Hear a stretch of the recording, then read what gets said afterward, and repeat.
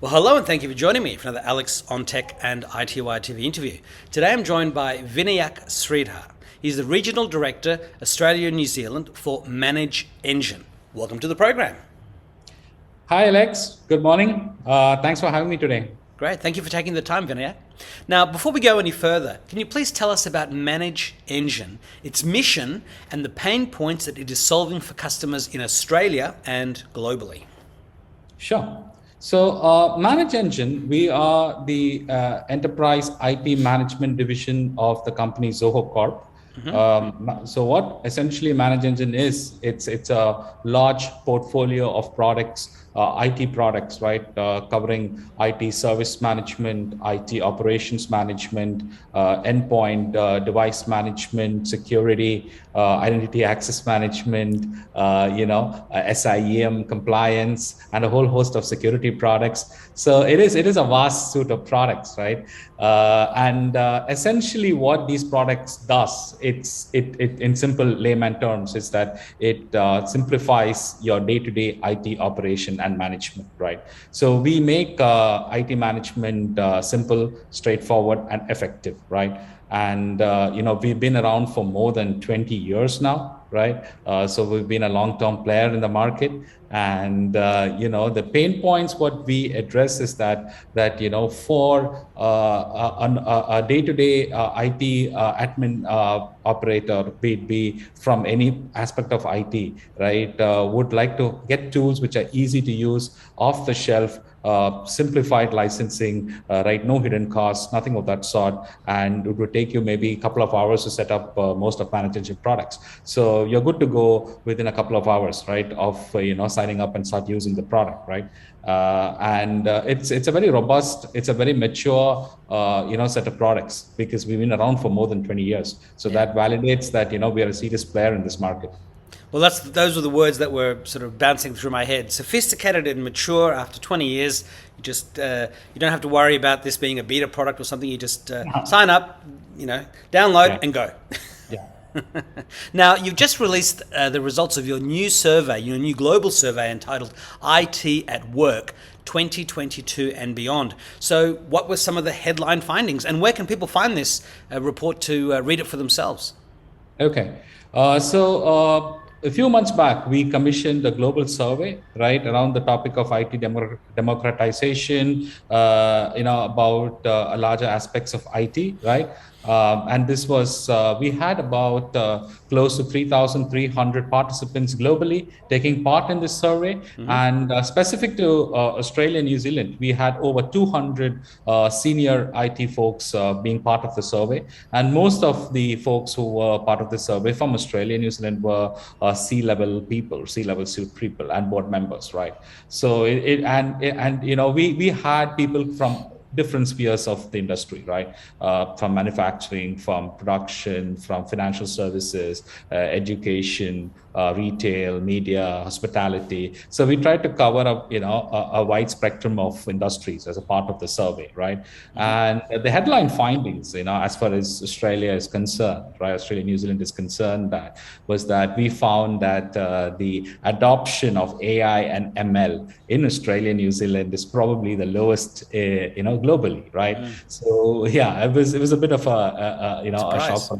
Yeah. So we just had about 27% of our respondents, kind of validating that, they have adopted AI and ML within their IT frameworks, right? Against the global average of, I think, around 45% odd, right? So, that was the major headliner that we figured.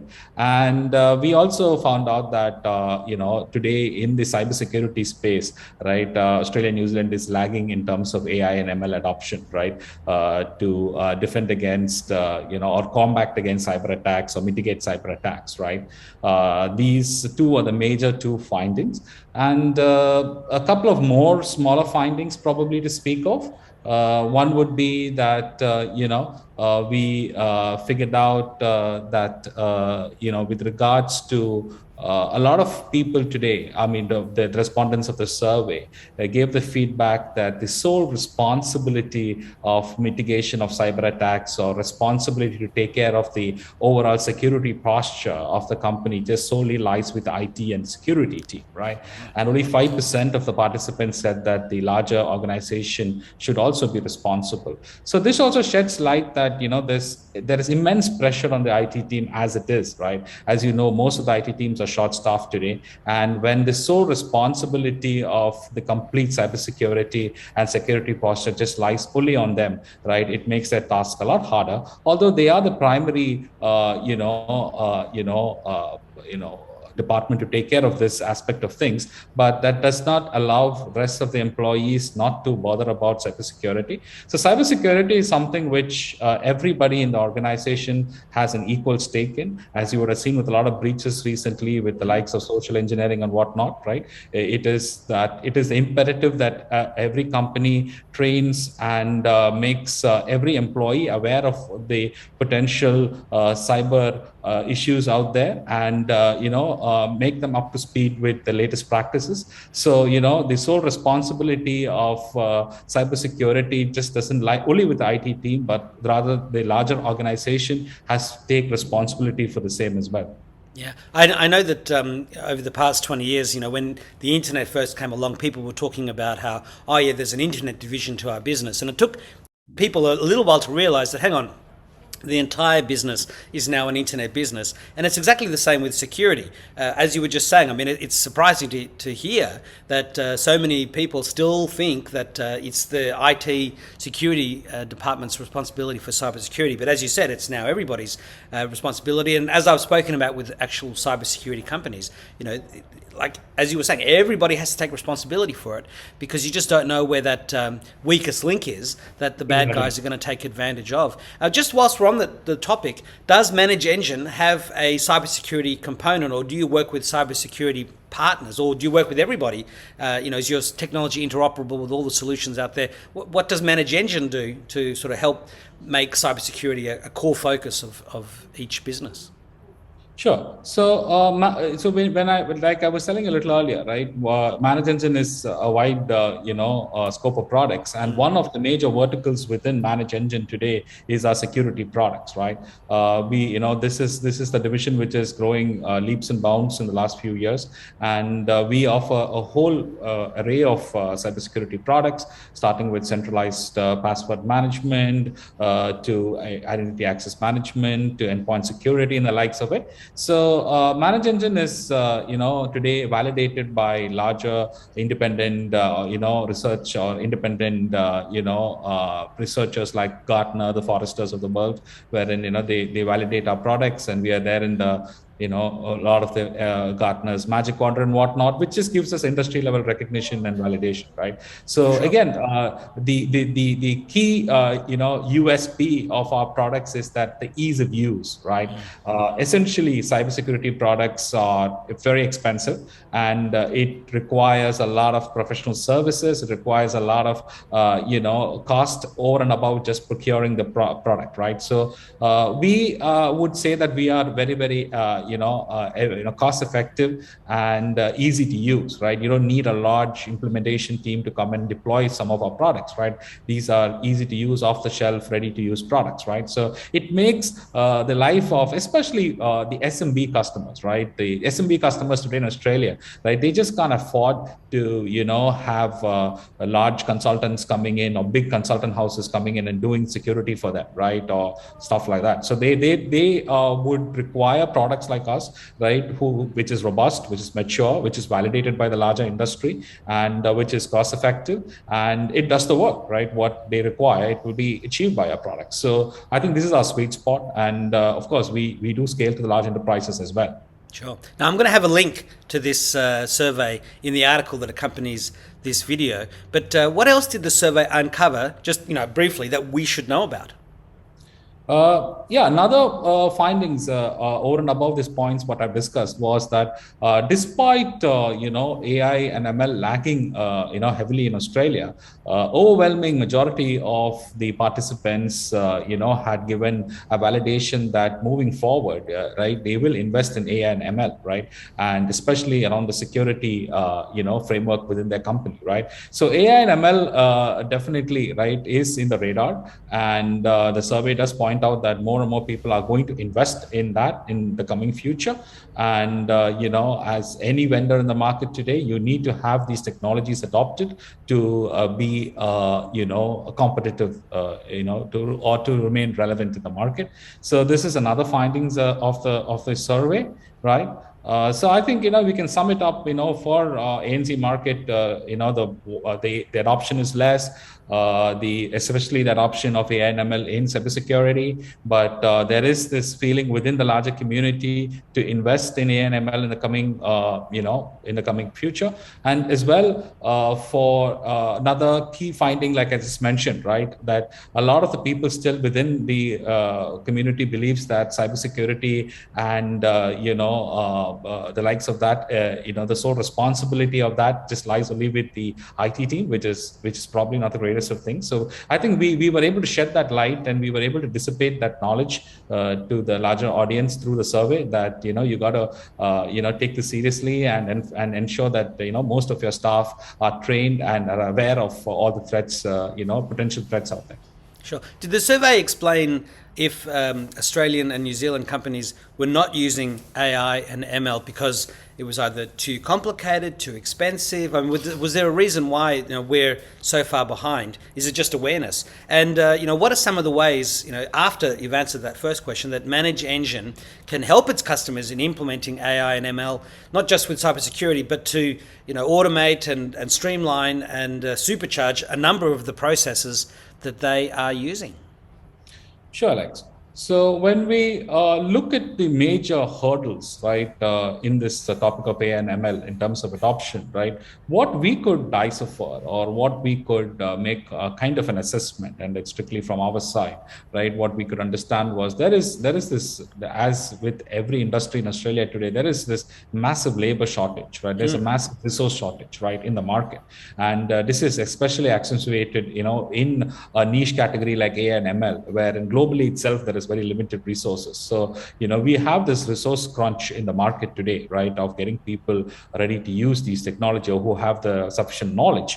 And what another part of that issue is that, right, they might kind of categorize AI and ML as nice to have within their organization as against a must have.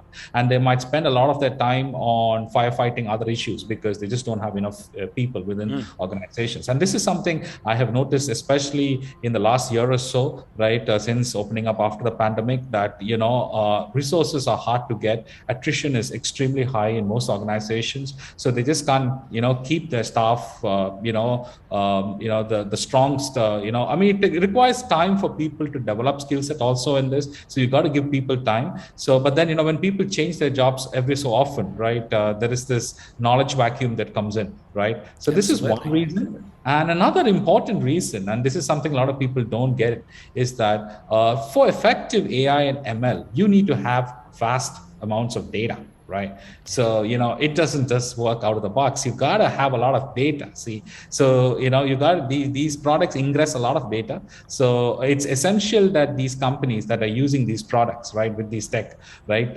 clean up their data, have a sanitize their data, have a large data ready, right, to be put into the system. So a lot of these organizations don't have really good data management also. So despite the fact that you invest on technologies with AI and ML, but if you just don't have the relevant contextual data to make these tools work, then it defeats the purpose, right? So these are the two main reasons that we could think of why it's lagging, adoption is lacking in the market.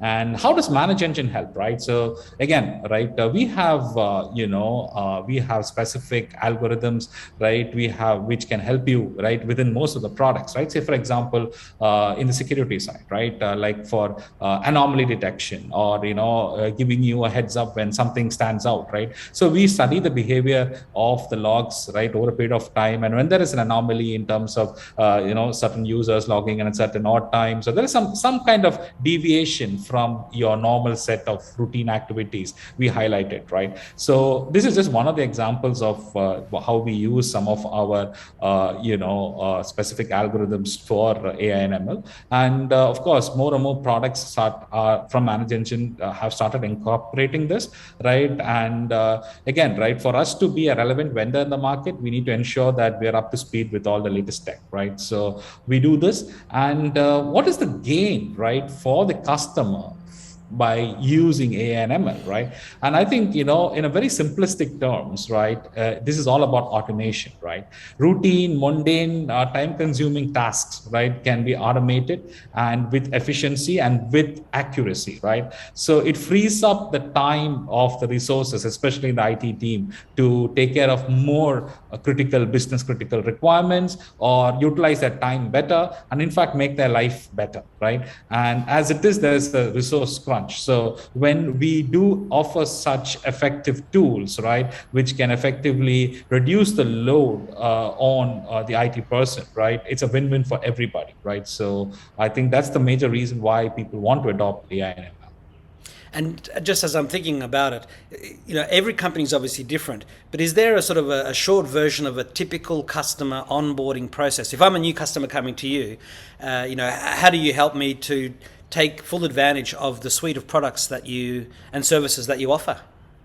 Okay, so let me take this question with the context of security, right? So Australia today, right, Australian Signals Department, right, have come out with this Essential 8, right? Essential 8 is the, one of the platforms, one of the strong recommendations from the government to kind of enhance your security posture, right, internally, right? So what we have done is that we built a campaign around Essential 8, and we got management tools can help you achieve, all the aspects that are mentioned within Essential 8, right? So how do we onboard a customer or a prospect, right? Essentially is that we have a strong local team available in terms of, helping you out, understand where the gaps are to begin with, and, kind of give you the heads up about what Essential 8 is, and, how it can mitigate a lot of your issues, right? And we help you implement the product as well, right? So again, this is another challenge we see in the market today. They're not simply, enough IT professionals, who take the time out from the end user companies to implement products, because again, they are fighting against time, and they have very little time to invest too much into these activities. So we have people who can come over and do the professional services on site, right? Help you, improve your security posture, and make you understand how the AI and ML within our solutions work, and help you with, what kind of data sets that is required for the effective functioning of these tools, and also followed up with, constant customer success, right? It's just not about selling and exiting, right? So we have a very strong customer success team, which constantly keeps touching base with the customers to find out how they've implemented it, if they have any challenges. We have a very strong support team back end to assist you. And the biggest USP of ManageEngine is that we are a holistic, integrated suite of products, right? So we've got so many products, and one of the key advantages for a customer is, instead of going to multiple vendors for multiple solutions and in a siloed approach, right? As of against a siloed approach, you get a holistic, single, source of truth, so to speak, right? And that's how ManageEngine helps you, right? Because we've got so many products that can help you, right, across most parts of IT management and monitoring. So it's your single pane of glass, right, across your IT management and monitoring. And that's where ManageEngine comes in. And it's taken a lot of time and effort to be here. But today I'm happy to say that, we are seeing the dividends of investing a lot of effort to developing such a vast scope of products. And none of these products were acquired or, bought out or anything. These are all homegrown products, right? And developed internally over a period of time. Now, you did mention customer success. So can you please tell us about some of your customers in Australia and New Zealand, and globally, if it is relevant, and some of their success stories? Yeah, sure. So, today, when you look at our customer base, right, first thing you got to realize is that we are industry agnostic, right? So it's not a one particular industry that we cater to, right? Anybody with any level of IT can be a prospective ManageEngine customer, right? Even very, very, very small businesses, right, can use some of our free products. So we also have a lot of free products on the market, right? So here we have like a multiplying effect. That is, we are industry agnostic, and we've got about 60 enterprise products, right? So you can just do the max, right? So the level of customers that we've got in the market today is massive, right? And especially in Australia, when you look at it, right, we find Australia to be a very strong SMB market. A lot of small and medium businesses. When you compare from a global perspective, we would classify most of these companies as SMB players, right? And we play across I would say education, some of the strong sectors. I mean, we have a lot of customers in education side. We have a lot of people from finance, the banking industry, manufacturing, local councils, right? A lot of local councils use our products, right? And then a lot of NFPs, right? A lot of NFPs use our products, right? Again, for these customers, it's a price sensitive, domain, right? So, we give very effective solutions at a very affordable cost. So we have a lot of customers in NFPs, right? We've got a lot of people from the media, hospitality, retail, right? You name it, right? We've got it.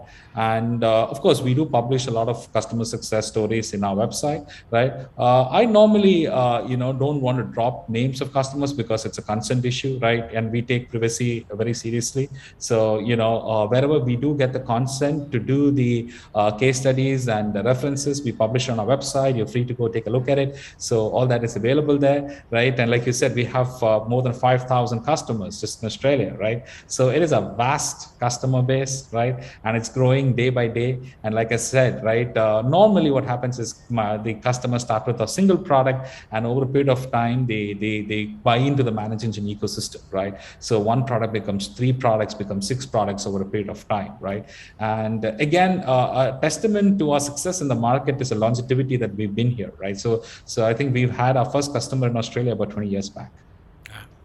Great stuff. Now, I do want to ask some questions about you and your own personal history in the world of tech. But is there anything else about ManageEngine that we should briefly mention before we move on? I think we covered most of the points of what ManageEngine does, right? So essentially, what we are an alternative to the large, expensive products out there, which requires a ton of money, a ton of effort, and still, right, it could be an overkill for a lot of organizations, right, in terms of buying into such large products. What we offer is ready-to-use, effective, solutions at a very, very affordable price point, and comes with a lot of maturity and validated by industry, right? People like Gartners and the Foresters and like whatnot. So, easy to use, off the shelf, right? Got great support, right? We are here locally to support customers as well. And can you give us a glimpse into the roadmap over the next couple of years as to how ManageEngine should be evolving? Yeah. So I think when you talk about the future, it's sometimes important to look at the past as well, right? So, one of the testaments, again, of ManageEngine is this longevity that we've been there. And why we have been there is simply because we are relevant. See, technology, as you know, right, it is a fast world, right? You can lose your relevancy very, very quickly. So if you were to look at some of our competitors from the early 2000s, right, those companies are just no longer there, right? A lot of them have vanished, right? Got either bought out, got acquired, a bankruptcy or whatnot, right? So the future is always going to be strong for ManageEngine because we invest heavily for R&D, right? So most of our revenue, we put it back to R&D, right? So probably if you look at the ratio of R&D spend to sales and marketing spend, right? Sales and marketing spend is probably the lowest, right, by industry standards for ManageEngine. So we put a lot of the money back into the R&D simply to stay relevant, simply to ensure that our products are there up with the best. And again, you got to realize that we compete with the best. We compete with the industry leaders, like so we have to be relevant technologically. We have to be robust. We have to give proper support. So otherwise, we just can't be in the game. And we are today a global company, right? We've got presence all over the world, right? And our North America base is huge. Our European base is again large. Our Asia Pacific is growing leaps and bounds, along with even EMEA region. So we're doing extraordinarily well, and it's a fairly large company. But we kind of keep things under the radar in terms of a lot of noise we don't create, because we keep our sales and marketing very lean. But I think we go direct to the customer, right? And the people in the industry know us, and we are seeing a very, very bullish future for ManageEngine. And the proof of that is just the growth in the revenue that we've been seeing across the world. Yeah, wonderful. So, can you please tell us a little bit about your own personal history in the world of tech? And then after that, what is it? What is a day in the life like for you as the regional director for Australia and New Zealand? Sure. I've been with IT industry. I've been part of ManageEngine for more than 13 years, right? So again, right, I've stuck it out for a long time, and there's so many of my colleagues within ManageEngine, right? So I think my first memory of using a computer would probably be in the mid 90s, right? Probably MS Paint, and probably in the 5th and the 6th grade with C++ programming and likes of that. I think that's my earliest memory of tech. And coming to what I do day to day, right? So again, this is what keeps me going, right? I mean, I said 13 years, and every day is day one for me, right? So essentially, right, I would break it down to three portions, right? My day, right? One is in terms of a lot of my time goes into seeing how our customers are kept happy, right? We have a very robust customer success team, which I look into, right? So we have people in the market visiting every day customers, be it for implementations, be it for configurations, be it for just support issues or general health checks. So I go through all these things on a day-to-day basis, because it's very imperative that we keep our customers happy. And the proof of the pudding is in terms of the renewal rate that we have for Australia, right? It's very, very, very high, right? We hardly lose customers, right? So customers stick with you as long as you provide the service and meet their minimum threshold of what they really need, right? And I'm happy to say that we have a very strong customer success team. So I look into a lot of customer success, probably 2 to 3 hours a day into that. And the next portion of my role would be sales, right? Sales, business development, marketing. So looking at day-to-day prospects, how things are progressing, looking at the sales numbers, looking at marketing initiatives, looking at how leads are coming in, what activities we need to do, PR, branding, all that. That's one aspect of it.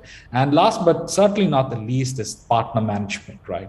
Because we are successful in the market because of the partners as well, right? They play an equal or in fact a very, very strong role for our success in this market. So I do a lot of partner management as well, because we have a very large portfolio of partners in Australia, and we ensure that we cater to their needs and their issues, and to help fester a very strong ecosystem, right, for ManageEngine within a larger partner community. So this would be my typical day. So my second last question is to simply ask if you could please share some of the best advice that you've received in life to help you get where you are today. Okay, I would take this question from a professional context. And one of my early mentors have told me two things. One is consistency, and next is patience, right? So I think this kind of embodies a lot of people, or embodies a lot of part of what Zoho Corp is all about, right? So consistency, right? It's about showing up day in and day out and doing what is required, right, over a period of time in an effective and in a productive manner, right? And be it as simple as it sounds, right? It is not easy to do this over 20 years, right? So that is something that I've learned, and it's ingrained in me. So consistent with everything what we do, right? We don't hatch a plan and midway through after 6 months just leave it and let go. We do a thorough background before we get into anything, but we stay the course, right? And we see the fruits of the labor down the line, right? And being patient, right? Again, right, ManageEngine is not an overnight success, right? So being patient is very important, because again, we were built through internal accruals. We didn't have any private venture funding. We didn't have any outside capital coming in. We're not a listed company. So, so it takes time to build these products up, right? Again, these are built from scratch. So patience is very important. Again, we built our business being patient over a period of time. That's why we've accumulated such a large customer base. And a lot of the success comes down to these two things, being consistent and being patient. So, what is your final message to IT Wire viewers and readers, and to your current and future customers and partners? Well, reading publications such as yourself is again a very important part of I think everyone's life today, because you got to keep yourself abreast of what is happening globally, right? I mean, it's such a fast-changing world, and I would recommend everyone to find some time to go online to read publications such as yourselves, right? I do that, right? And keep yourself abreast of what is happening globally, right? What trends are happening, what the issues facing the industry, right? And where the future is going to go into, right? So yeah, it's important to stay relevant yourself, right? From a tech perspective. And, publications like yourself really make that possible.